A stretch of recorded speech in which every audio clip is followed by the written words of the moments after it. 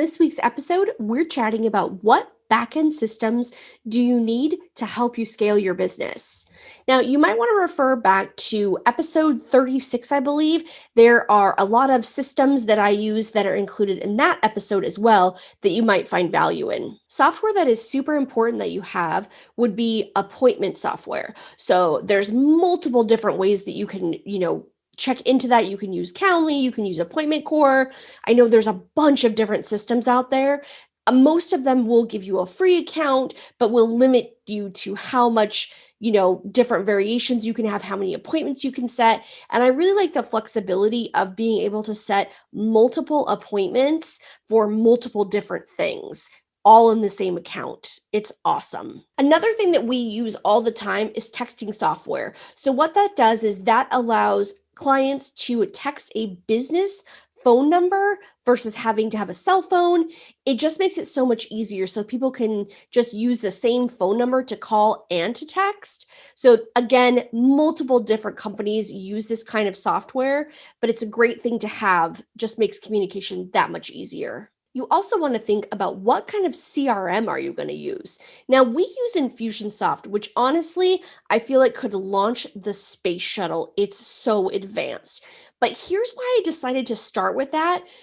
I just didn't want to learn something else. And then as we scaled and grew, because in my mind, I knew how big we were going to get. And I didn't want to have to start with one system, relearn it, go to another system, relearn that one as we stepped up. Now, something to keep in mind is that depending on what you're using the system for, it usually is more expensive than more capabilities it have. So you might find value in starting with something like Drip or MailChimp.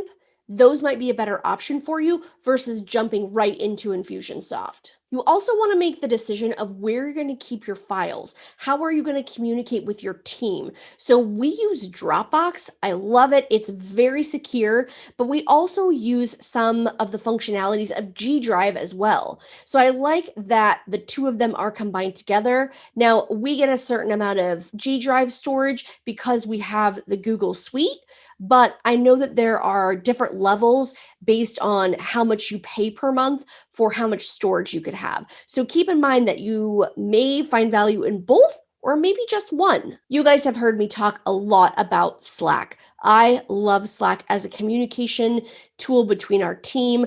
When we are in the middle of a very busy season in my business, a lot of times messages can get lost in email because there's so many emails coming in at one time. So we want to make sure that you have an easy avenue to communicate with your employees and get those questions answered that they have right away so they can move on to their next task. Now, we use Slack. We love it. We can communicate individually with each other or in a group setting. I know that there's multiple different avenues that you could go. I'm sure there's competitors to Slack, but we've just used Slack for a really long time and really enjoy its flexibility. One of my very first podcasts was done on password protection software.